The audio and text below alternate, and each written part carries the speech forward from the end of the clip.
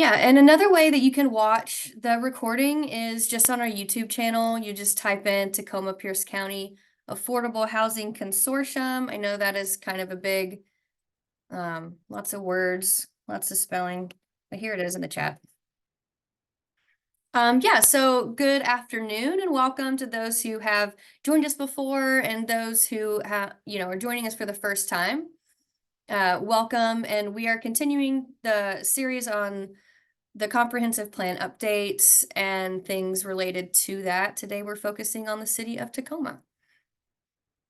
And I'm really excited for today's topic. It's going to be Home in Tacoma project with long-range planners Elliott, Barnett, and Alyssa Torrez. They'll be giving an outline of what the intentions of the project are, the timeline of the project, and also how you can offer your input, your public comment on the record between now and March 6th, when the public hearing will take place. And you'll hear a lot more about that once they get on with their presentation. But before I introduce our presenters, let me briefly introduce myself and the consortium. If you're new or if you're not, you'll hear it again. So my name is Casey Twiggs. I'm the membership coordinator for the Tacoma-Pierce County Affordable Housing Consortium, and I will be your host. So the consortium is a nonprofit membership-based organization that provides public education, advocacy, and support for the expansion of affordable housing throughout Pierce County.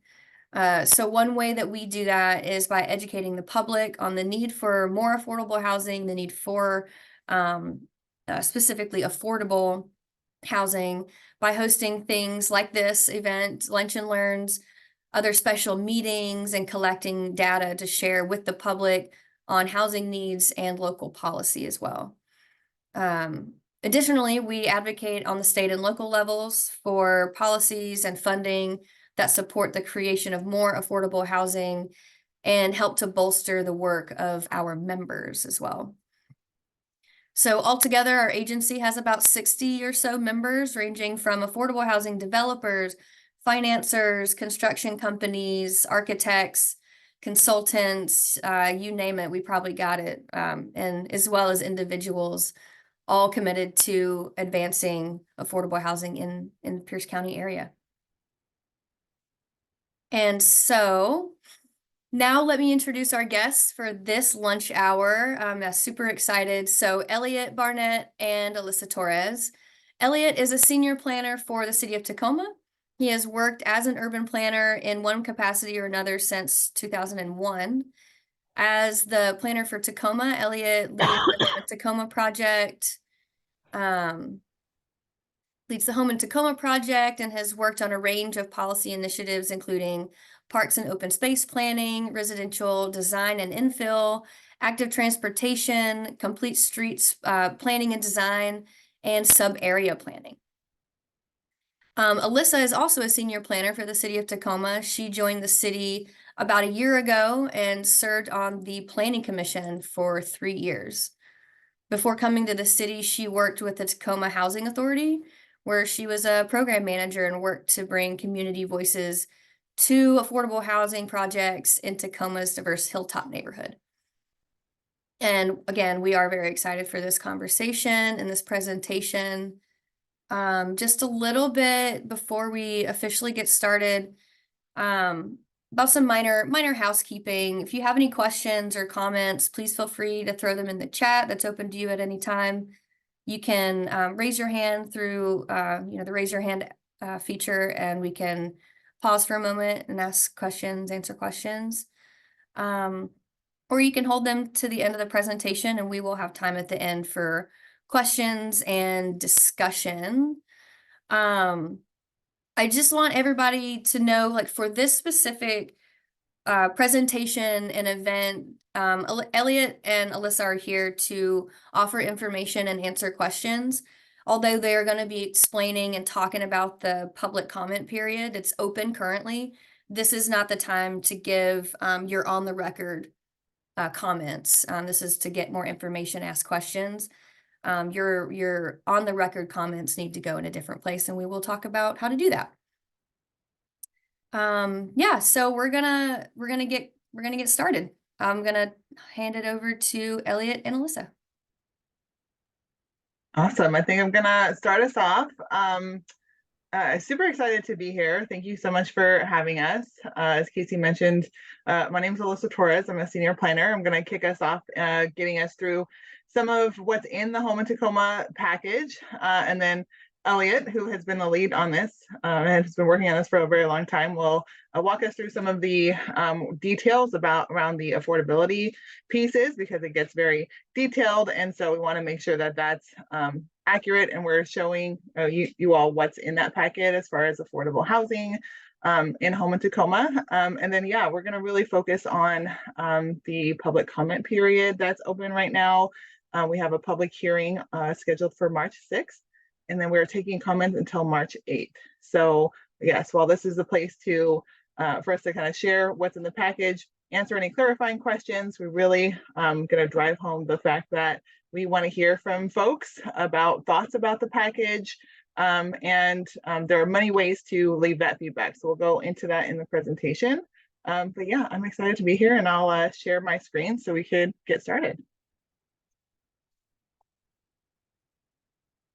All right, let's see. All right, can everyone see that? That looks great. Awesome. All right, so Home in Tacoma. This phase is kind of framed around Home in Tacoma and you, because we are at a public comment period phase. So I'm really focusing on the people of Home in Tacoma and how this is going to affect us who live here and us who build here. So I will start by kind of walking us through our agenda. We're at the Planning Commission public hearing phase right now, which started this week. We just went live with all of these materials, so it's still hot off the presses, and we're still kind of getting the word out. So that's why we appreciate being here today. And the public comment period goes until March 8th, like I mentioned. So we'll go over some of the background about how we got to this point, kind of dive into some of the elements that are included in the Home in Tacoma packet. And then again, really talk about how folks can learn more about what's in Home in Tacoma and how to leave those comments. And then the next steps for Home in Tacoma after this public comment period, the Planning Commission is going to kind of use all these comments to see what other tweaks or things that need to be changed in the packet, and make final recommendations to City Council, who ultimately holds the power to move this forward. So they'll make their recommendations to City Council, and then City Council will make a decision. And we're hoping to have that happen sometime in the early summer. So super exciting that all of these years of work and engagement and code writing are starting to come to fruition, and hoping we'll have a package adopted in the summer. So really excited about that. So at its very high level, Home in Tacoma is looking at our housing rules in the city. If you look historically at our zoning and the way that we're using our land, it's predominantly been used for single family dwellings, and that's kind of contributed to some of the shortages in housing supply that we've had, and some of the issues we're having around houselessness in the city. So this is an example of our zoning code from the 50s, and it's still the same.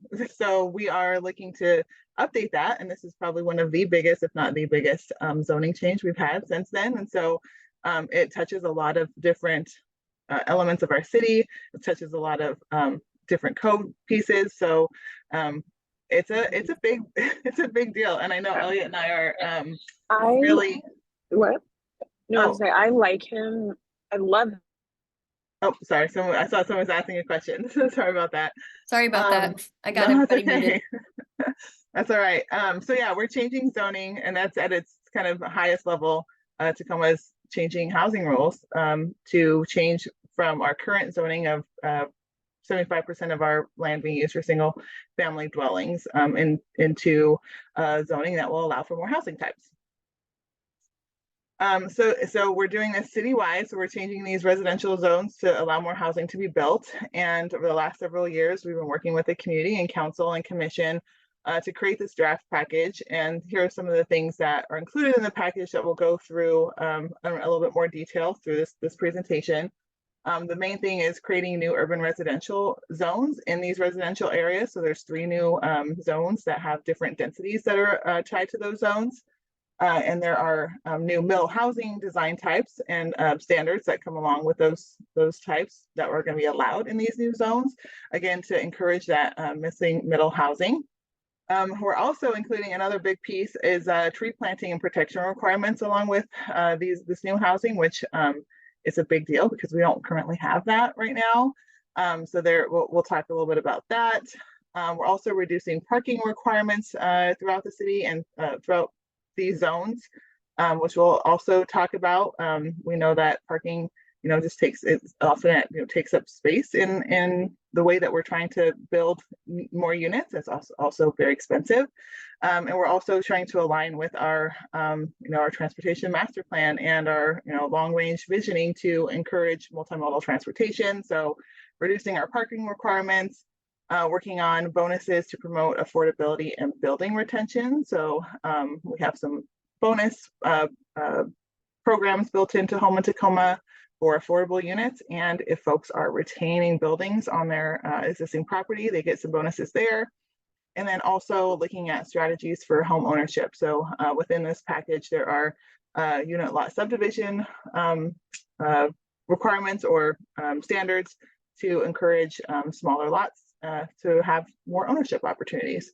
So we'll go through a lot of this as we go through the presentation. And there's a lot more that's in the Home in Tacoma package. As we mentioned, it's a very comprehensive change for our zoning. But we'll also show you where you can find more information on a lot of these topics to kind of dig deeper into the specifics and the details, and then ultimately leave comments. So as we mentioned, these are our current zones. So the areas that are being changed are these low and mid-scale areas that we're changing to our new urban residential zones. So in 2021, the City Council agreed to let us change these areas. And so now we're putting it into practice. And so the new UR zones will be coming, and I'll show that in just a second. I do want to go over some of the framework that has helped us has guided us through this and helps inform how we're making these changes to make sure that we're just addressing lots of different needs throughout our communities, right? The first one is that we need to meet Tacoma's housing growth, and we know that we're going to be growing in the next couple of years, so we need to make sure that we're having enough housing stock for folks that are moving here and for folks that live here currently. We're using development and scale as an organizing characteristic. So having bigger buildings and bigger scale closer to things like transit and parks and open spaces so that we can prioritize walkability and create these complete neighborhoods and have things accessible and close to where people need them to be, and close to where people live. We're also looking at creating predictable and flexible regulations and requirements so that developers know exactly what the requirements are and they know what they can and can't build in certain areas. We want to make it simple enough so that we can get the units that we need, because if we put something out there that's too hard to understand or the requirements are too much, we ultimately won't get the units.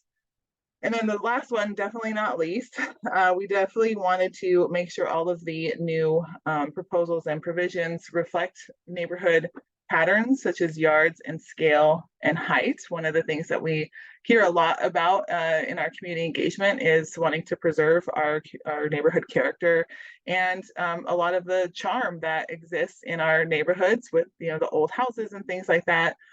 So our proposals include things that make sure that the new housing fits relatively well within the existing neighborhoods. So things like I mentioned, like still requiring yards, still having required setbacks and limitations on height so that things kind of fit relatively well. So when we say this package is ready and things are out and ready for review, there are lots of pieces that are included in that. So I'll touch on some of the things that are available for review, including some one-page summaries on some of the big topics that are included in Home in Tacoma, and that where the big changes are happening. Track changes in our code are available, like hundreds of pages worth of that, and that's Elliott's baby there. So a lot of work went into that, and just hats off to him for doing that.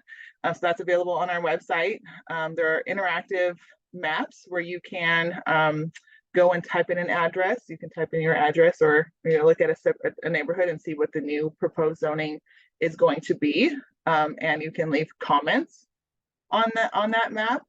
There's also a draft environmental impact statement that is available, and also wanting some comments and feedback on that. And then there's some technical memos that are a part of the package that includes market analysis, site planning exercise that we've done with a small developer group, engagement summaries from the past 2 rounds of engagement we've done over the last several years, and other things that will help us to kind of see how we got here and give details about the package that's on the table right now.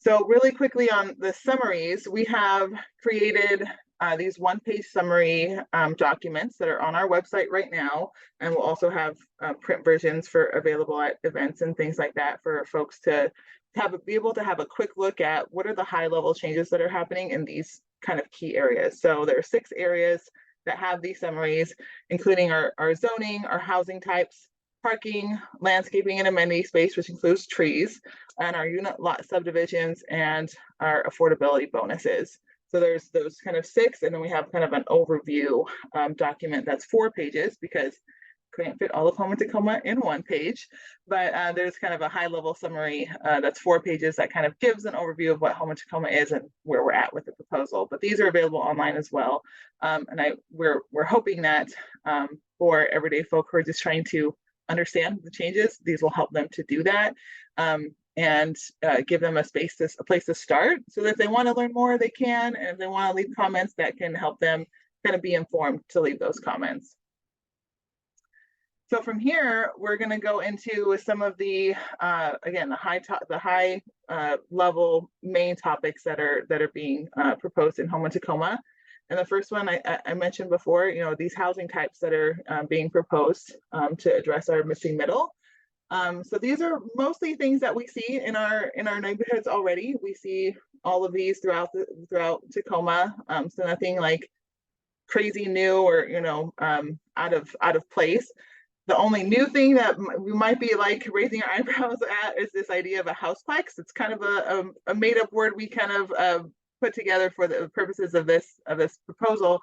But essentially, a houseplex is a building that is about the same size and scale of a single family house, but it has multiple units in it, and it's again, so we see it a lot already in Tacoma, and it's probably what we will see a lot more of. And it also includes, and I want to be clear about this, that also includes, you can still have single family houses. One of the things we hear a lot about is people think that this means we're not allowing single family houses anymore, or we're somehow making it illegal to build or live in a single family home, which is definitely not the case.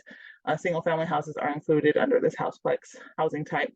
And then it kind of goes to increase the density with the missing middle, all the way up to our multiplex, which is a small kind of apartment building that will only be allowed in our highest density zoning, which is our UR3, which I'll go over in just a second. But yeah, each of these housing types comes with some standards, which kind of dictate how they are kind of oriented on the site, wanting them to face the street. We have height and setback requirements, but there's not necessarily a design standard that says it has to look a certain architectural way. So that's also something to point out. So yeah, our proposed urban residential districts. So these are the new zones. So these urban residential districts that are or zones that are replacing our current residential zones. There's 3 of them, which each come along with a different density. So our lowest density is the UR1, which allows 4 units per lot now instead of just 1. And these are, again, that's scaled, right? So our UR1 is kind of in the traditionally kind of lower density areas, and then they scale up once you get closer to things like transit, these mixed use centers, parks and open spaces and schools. So the UR2 is a little bit higher density that allows 6 units per lot, and then the orange areas are the highest density, the UR3, which allows 8 units per lot by right, like a baseline. There are bonuses that you can get for more units and things like that we'll go over in a second.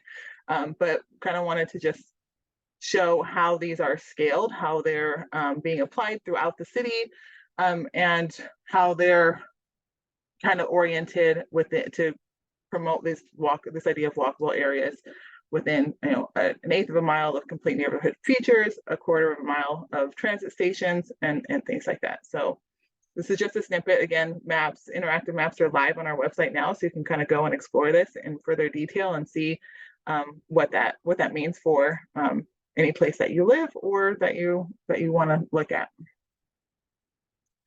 There's a lot of information here, but basically, again, our UR zones, UR1, you can see how many units are allowed under the new zoning proposals.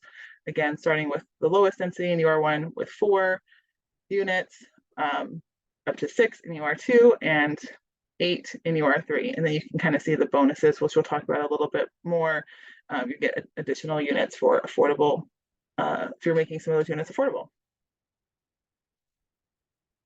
Parking requirements, mentioned that we're reducing them. So currently we require 2 stalls per unit, 2 stalls of parking per unit. So we're reducing that in all of the UR zones to 1 to half a space per dwelling. So those are also tied to our UR zones. So in UR1, we're reducing it from 2 to 1 parking stalls per unit.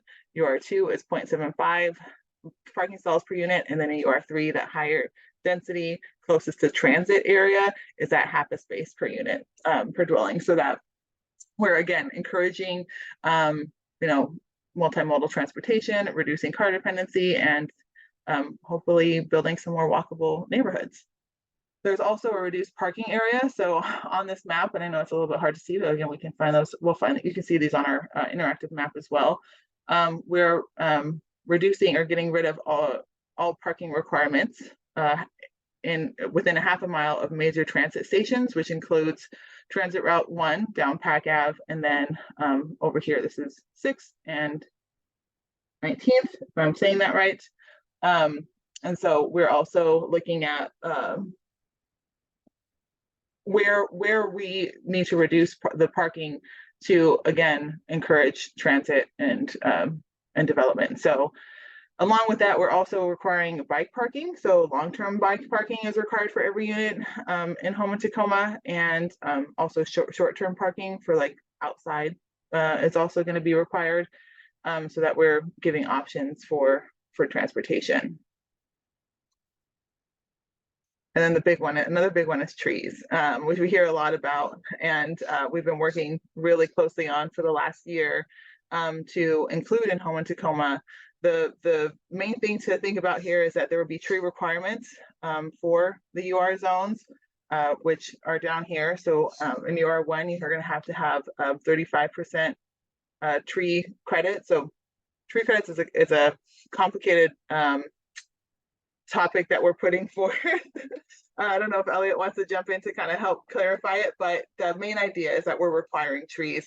Each UR zone has a different tree requirement based on the density that you're going to be building, and yeah, we're working on this to make sure that we're helping reach our city's tree canopy requirement. Which, if you live in Tacoma, if you live in certain parts of Tacoma, you're very aware that our tree canopy is lacking in some spaces. So the city has a goal of 30% tree canopy by 2030. And so to do that, we're trying to help meet that goal by requiring tree canopy to happen on private properties. So trees are a big deal, which is great. And then I think the last slide for me, unless I'm mistaken, we're also expanding our MFTE throughout the city so that we can build more affordability in different areas, in more areas. So again, this map is also available online, so you can kind of see how it will be expanded in our new UR zones. Oh yeah, site planning. I forgot about this one. We also have gone through a site planning exercise to make sure that all of the requirements we're putting in and all of the proposals in Home of Tacoma are going to work together. And so we worked with the Tacoma Permit Advisory Group and our internal utilities providers and permit folks to make sure that we're thinking through how this looks, how this will look on a site once it's implemented. So overall, the package, it generally works. It could be a tight bit with all of the things, but there are, added flexibilities for bonus projects for the affordability to kind of be able to flex some of that and fit it all. We know it won't all work on every single lot. Won't be able to develop on probably to max densities on every lot, but for the most part, it will be able to increase our densities in most areas. Oh yeah, draft environmental, there's a lot. There's a lot to go through. So the draft environmental impact statement is basically to look at the impacts that this will have on our surrounding environments and to look at what potential mitigations can happen at the city level to reduce any negative impacts. So we know that Home of Tacoma will have a lot of positive impacts, obviously around housing and land use goals, efficient use of land, keeping our city from sprawling too much, all that kind of stuff. But there will be some negative things that will happen that we're working on putting some things in place to mitigate those things. So overall, the DEIS looks at that and is open for comments as well. And we're looking to have folks provide input on that. It's on our website right now too. Hey, Alyssa, we have a question in the chat about the trees, I believe. Yeah. So do you mind answering that now, or do you want to answer those all at the end? Let's do it now before we hop into Elliott's portion about affordability. So yeah, I didn't see the question. Yeah, I was just starting to type a response to Rihanna's question. And I'm happy to take it if you like. Sure, about retention. Yeah. Yeah, so trees. Yeah, the answer is, or Rihanna asked, is there going to be a protection or a prohibition on removing large trees? The answer is yes. So trees are one of those things that came out of all these years of public comment as being one of the things that people really care a lot about, and they meet multiple goals. Having trees is important. At the same time, trees can compete for space with housing. So through this effort, the Planning Commission has put together a package that really does expand our tree protection requirements. So there would be a requirement to keep large trees, particularly trees over 24 inches in width. And there would be some flexibilities for that, but still a pretty significant protection for big trees. And also a requirement to plant some trees along with when you're building housing. And those are some of those numbers that you saw. They change a little bit by each of the zoning districts. So does that answer your question, Rihanna? And so I will just say, no need to, gotcha. See, she said, great. Yeah, thank you. Seeing it happen on my street is why you ask. Aha. Yes, well, exactly. And so what I will say is that everything that Alyssa just went over, I'll sum it up super high level by saying Home of Tacoma would allow a lot more in terms of housing development, more units, larger structures in some cases, reduced setbacks. So all these ways that we can make it more feasible to add housing in our neighborhoods. At the same time, Home of Tacoma is also adding a few standards, and trees are one of them, where we heard, hey, these are super important as we densify, so we better do something to add trees and protect them. So is that the right balance? That's part of the question that we are coming to you all with. And you're probably, I'm assuming you're on the affordable housing development side, so you would be looking at this from the perspective of, can I build my housing, right? So you should tell us if you think that that proposal's right in terms of the tree requirements and the tree protections. So let me pause for a second. I'm kind of round two. Alyssa's already gone over what is our normal presentation. So you've already gone through the normal Home of Tacoma presentation. So congratulations. Thank you for letting us share this information with you. We have prepared a round two here, which is all about the affordability bonuses. And the reason we're focusing on those is that we know that's your thing, right? This is you all are involved in affordable housing development. And so this is a topic where the average person, they may not know much about this, but we really would love to hear from you all in particular about, did we get this right? So that's why we're digging in, and I've got another 8 slides or so about this topic. Are there any questions about everything that Alyssa went over, the Home of Tacoma package, before we go into affordability? It looks like Mary's got a question. Go ahead, Mary. Hi, Elliott and Alyssa. Thanks for your presentation. Hi. I just had 2 questions about your slide on site planning. You said that you were did some calculations to figure out what could be built to max density. Could you talk about how you did that analysis? Or maybe that's in the Eco Northwest report or Echo Northwest. But yeah, can you talk about that? And then also how, if at all, you're using that or somebody else is using it in comp planning and in ensuring that you're upzoning the right amount of land? Yeah, I'll take that one if that's okay. So we are all along, we're trying to facilitate housing development to make it possible to add housing. We're still trying to protect residential patterns, space around houses and how big they are. So that's already a balancing act of, adding more housing, but not too big, not too, not too completely covering the site and all that stuff.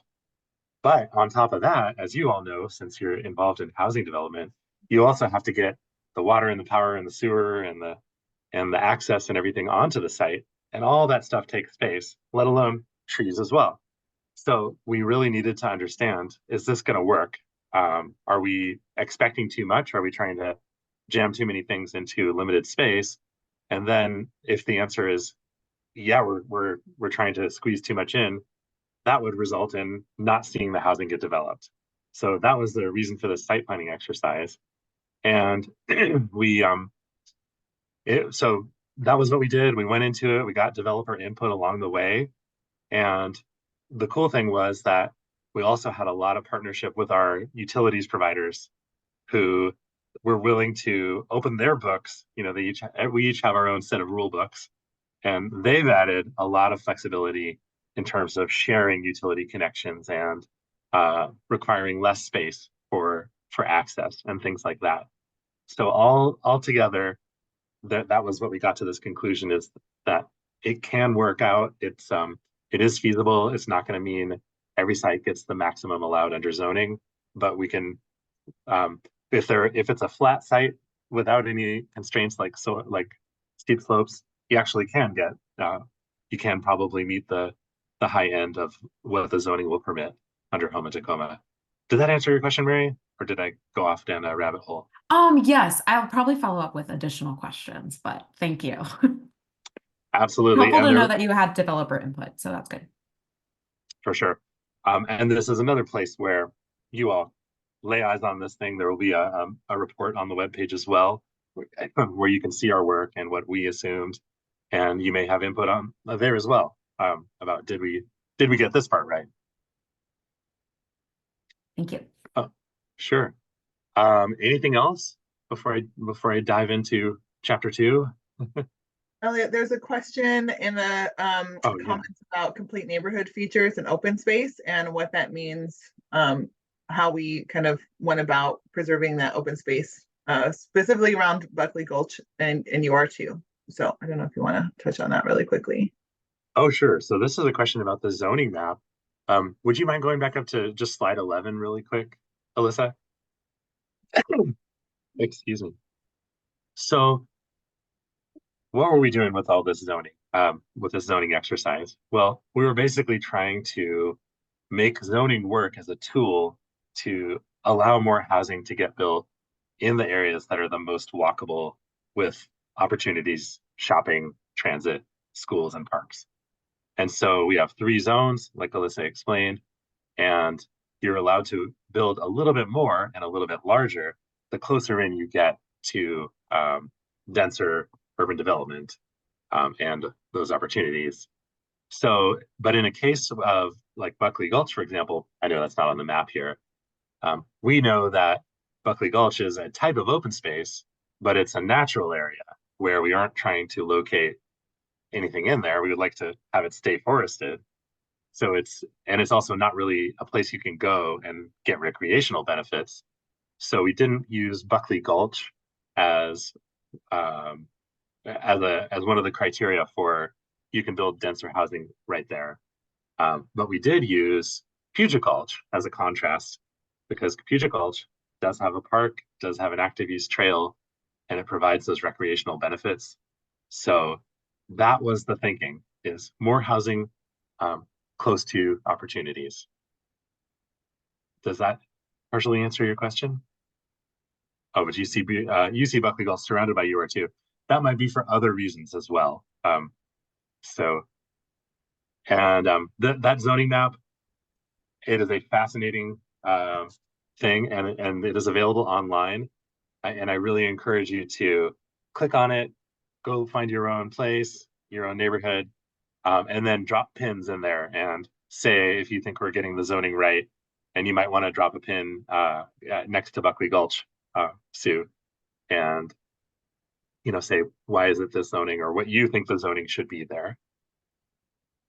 Yeah, we're still making tweaks to that map, and none of this is final until adoption later on by city council. So if there are those questions and those things that community members or you are seeing as opportunities or challenges, definitely want to capture that in the map or in our comment period. So thank you for bringing that up. Yeah. And if you have more questions and you're not getting them answered, call us. We're happy to talk about all that stuff. So I better get to my affordability slides before I burn through all of our time here, because we do really want to hear from you about this stuff. So in looking at the affordable housing bonus side of Home in Tacoma, we already had a lot of the answer given to us by the state, which adopted a set of mandates in 2023 through House Bill 1110. And so a lot of that answer already set for us. However, Tacoma's been working on these affordable housing policies for a good long while.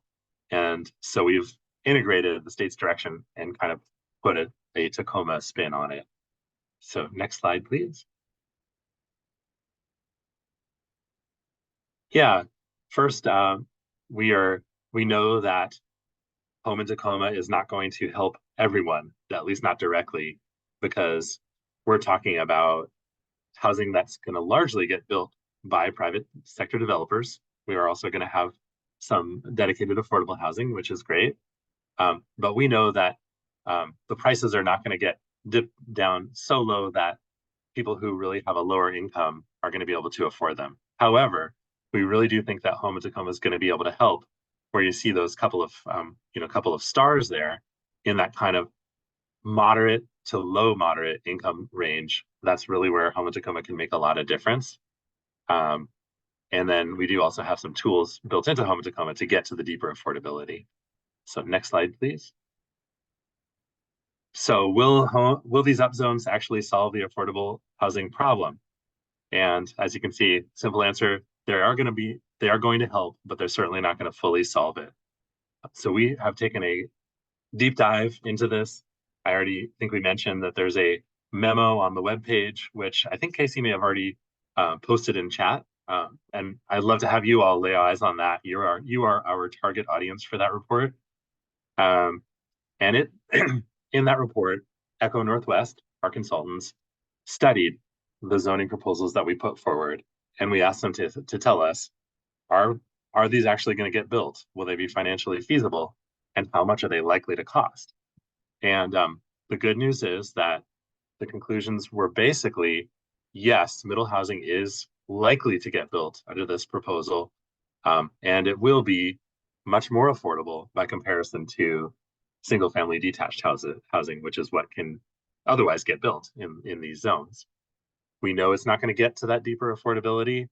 And as you all know, the city's doing a lot of work to try to get there through other tools, through the Affordable Housing Action Strategy. We could always dedicate more resources to those tools, right?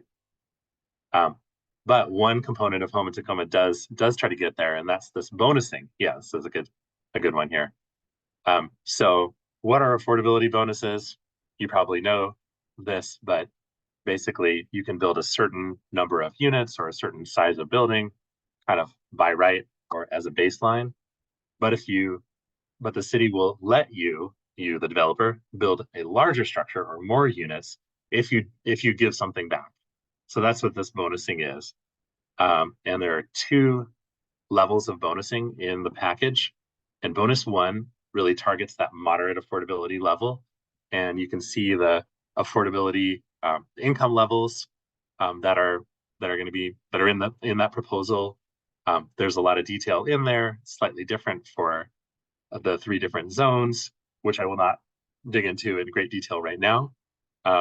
But those are the kind of things that we'd love to get your input on. And so in the bonus 1, the moderate affordability, it would be 2 of the units or 20% of the total units, whichever is greater. And that bonus 1 also includes a fee in lieu option. You may be aware that Tacoma already has a bonus program, and we have a fee in lieu option that most everybody thinks is way too low. It's $10,000 per unit right now. So through this effort, we've done the study, and we figured out that a much better number would be between $62,000 and $72,000 per affordable unit. So what that means is I walk in the door, I want to develop in one of these zones, and I either provide those units at these affordability levels, or I pay these dollar figures, and the dollar figures would go into the Housing Trust Fund. So there's a second level, which if you are a mission-driven affordable housing provider, this really is targeted towards you. So take a especially close look at that. So bonus 2, all of the units would need to be set aside at an affordable at a deeper affordability level, 60 to 80% of area median income. You can't get out of that by using the fee, because that's the whole purpose, is actually to provide the deeper affordability. And because this is allowing a significantly larger structure, it's a second tier of bonus, there would be a conditional use permit requirement there to make sure that what you build fits in reasonably well with the neighborhood. So two bonuses. I will just say, although we've had bonuses on the books for years, they have basically not gotten used. This is a massive expansion of these bonuses. So we're pretty interested and hopeful that this is really going to result in some affordability. And but you all, we hope you will poke at this and figure out if we need to do something different to make those goals a reality. So next slide. You may want to know how we got to this fee in lieu option, and should we even allow people to pay instead of providing the units? Well, after lots of consultation, talking with our housing division staff members, we think that the fee option is very valuable, because it always creates an option for the developer to still build the housing, which ultimately we want. It can create this revenue source that can be really useful for the city. It can even help for monitoring and administrative, to reduce that impact on the city over time. So we think, yes, there should be a fee in lieu only for that first bonus, not for the second one. And we've adjusted the fee to be more appropriate to the value that these bonuses actually can provide. So next slide. Elliott, we have a question in the chat. Is the city providing funding for developers to build affordable units? Ooh, we should add that to our FAQs, because people always ask that. No. So the nature of this tool is the value that's available is you get this flexibility above and beyond what would otherwise be allowed in zoning. So no public dollars are going into this, and it's purely voluntary on the part of the developers. Is this valuable to me? If not, I'll just build at the baseline. But if yes, I want those flexibilities, then I need to meet these requirements. So it's a market-based tool. Does that make sense? Okay, cool. Going way over my time allotment. So I'm gonna speed through my last couple of slides here. So this is what you'll see if you take a look at that link that we put into the chat here. So our consultants took a close look at this, and they basically figured out that yes, this zoning could work. It could be financially feasible. So that's that first line there. One of the interesting things, we're likely to see a range of different unit sizes because we don't want all studio apartments or anything like that. We're likely to see a lot of different bedroom counts get built into these projects. Ownership is actually a lot more feasible from a market perspective than rental in most of the city. And that responds to a very common assumption that we hear from the community that we're just creating a bunch of rental property. We really don't think that's the case through this package. We think it's certainly could be rental, but it certainly also could be ownership. And also, one last important thing to say is that these numbers that we're throwing out, they really vary based on the neighborhood of the city and how strong of a housing market it is. As you all are aware, there's areas that are growing and there are areas that really are not growing or growing a lot more slowly. So there's a lot of other factors besides what we write into the zoning code. So next slide.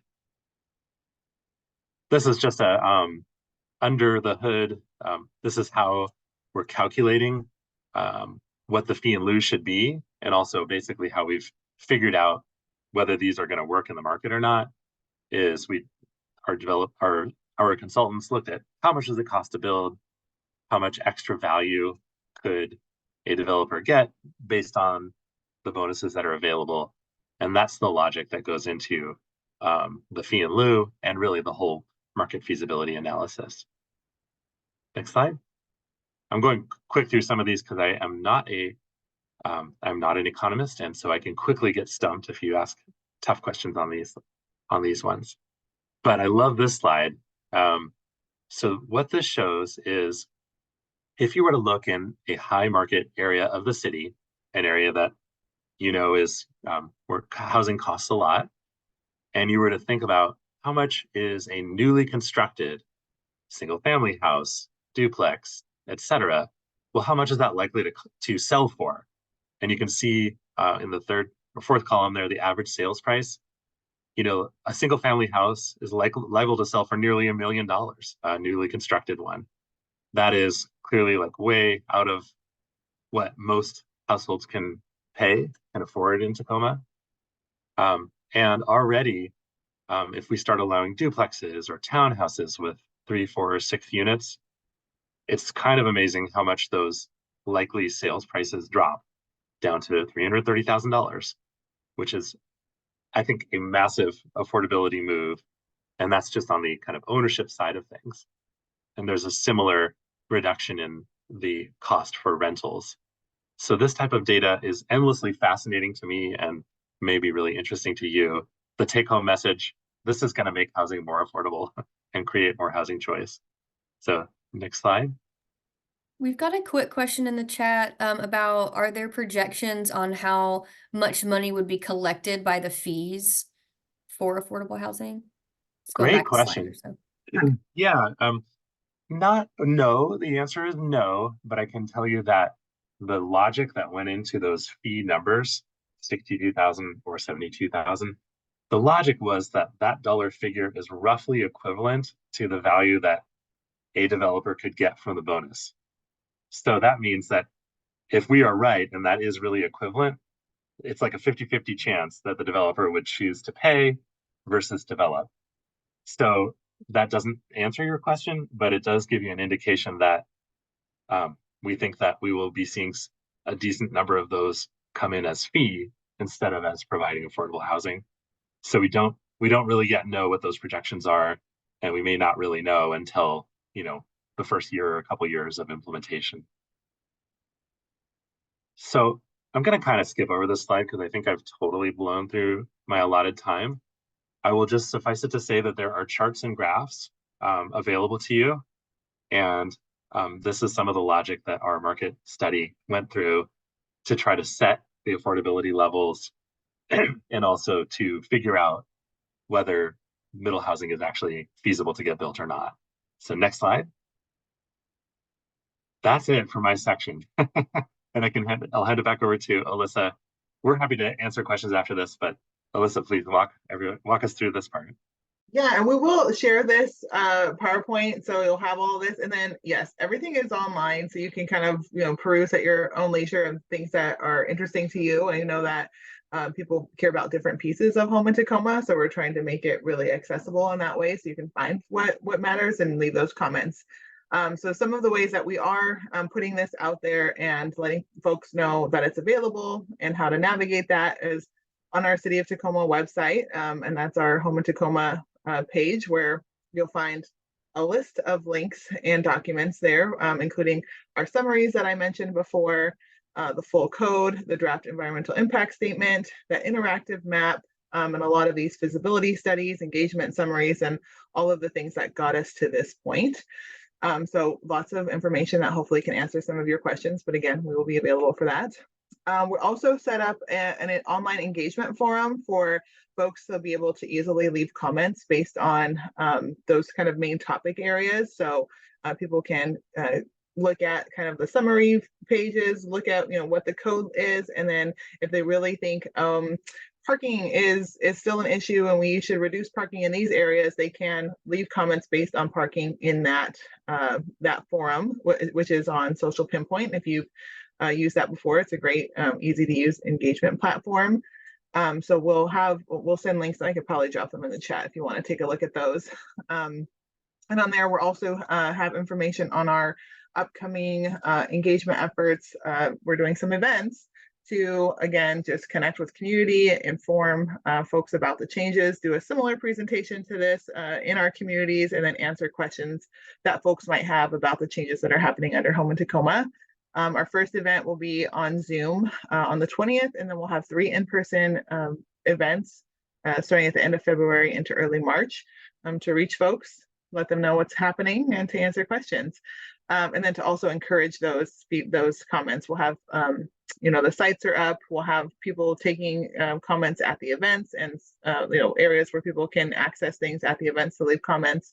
This mailer, if you live in Tacoma, you've probably gotten this mailer to your house that has a QR code that leads you straight to the engagement platforms, and it has all the dates of the events and where you can find more information. So that went out to a lot of people. I went out to 102,000 addresses this last week. So we're really trying to get the word out there to folks about this. So would love if you shared that around. And then the biggest piece is this public hearing date, which is on March 6th. So you can come in person or via Zoom to leave comments straight to Planning Commission that night, or you can provide written comments. You can email the comments to us. You can send them in. You can leave them on our interactive map, or you can put them on Social Pinpoint. So we're trying to make the comment period as accessible to folks as we can, because we really want to make sure we're hearing feedback and making sure that we're getting this right as we move it forward. So I think that is all for us. We have a few minutes for questions and stuff. But yeah, thanks again for sitting through this with us. We know it's a lot. But we know you appreciate all of this information. So yeah, thank you. Awesome. Yeah, that was a lot. It was very, very good. I mean, it's a comprehensive, plan. So we've got to have a comprehensive presentation about it. I really appreciate you guys. Do we have any lingering questions in the room right now? We do have a couple of minutes. Anything that's kind of lingering on your mind before you dive into some of these comments? I have a question. I'm more of a small fry in the whole developing thing. I'm a homeowner that has an outbuilding on my property that I'm interested in developing into a rental unit, essentially. Does this apply to me? I mean, is this something that, you know, I'm trying to get as much information as possible, and it's in an alleyway. You know, I've got a lot of things going for me, but I am not sure if I should wait until July, summertime to go through with things or start the process now. Yeah, great question, Megan. And you actually have a lot of choice there because the city already allows accessory dwelling units, which is what we call a second dwelling. So you could come in and there are a set of rules there. And if that works for you, there's really no reason to wait. But on the other hand, Home Tacoma is going to change the rules. I will say that it'll reduce a lot of rules. There are a couple that'll increase. You know, so if you come in now and try to build your ADU, there will be no tree requirements, whether you love them or hate them. That's one difference. If you come in after Home Tacoma is adopted and assuming council keeps tree requirements, then there will be an additional layer for you to meet. So, but overall, I think for the most part, standards are getting more flexible. And so I think it's probably smart to wait until after the package is adopted. Thank you. Yeah, you're welcome. What other questions?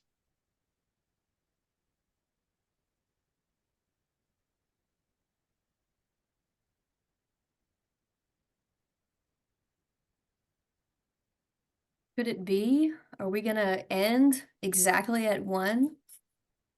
Well, not if I can help it. Yeah, that would be a first for us. No, I'm gonna leave the what am I thinking? The link to the social pinpoint, like our engagement, and then I'll also leave just the link to our main site so people can kind of start navigating that if you want to. But I know, Casey, you're going to be sending up a lot of follow-up materials out as well. So Yep. Yeah. I've got the link for that is going to be sent out. I've got the link for the whole page. I've got the link for the forum. I've got the links for I will also link the market study and the Zoom information for the public hearing as well. And hopefully a list of all of those dates will be included in that email follow-up. Yeah, and our contact info too. Like feel free to share that if you have any specific questions to follow up with us on. That would be, that's great, and we can point you in the right direction. Yeah. And if I can just say, I've already said, I think of this group as one of our key target audiences, since you all, I'm assuming are here because you're involved in affordable housing.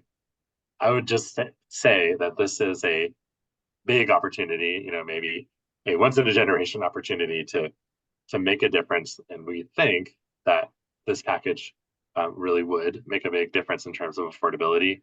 So more than we usually do, I would love to kind of really ask you to help by taking a look, helping us to get it right, and by disseminating this out to the rest of the community. And we'd really appreciate your partnership in getting that news out to everybody. Absolutely. Yeah. Yeah. If you haven't already, go ahead and put your comments in. You have a couple of weeks, but yeah, like Elliott said, that's why we're doing this. It's because it's really important. So yeah, if you've got any questions for me, you can email me. You'll be getting emails from me following up, and I will include their emails as well, Alyssa and Elliott's email. So yeah, stay tuned for more Lunch and Learn events, and we will keep you posted. Thanks, everybody. Thank you for continuing to show up.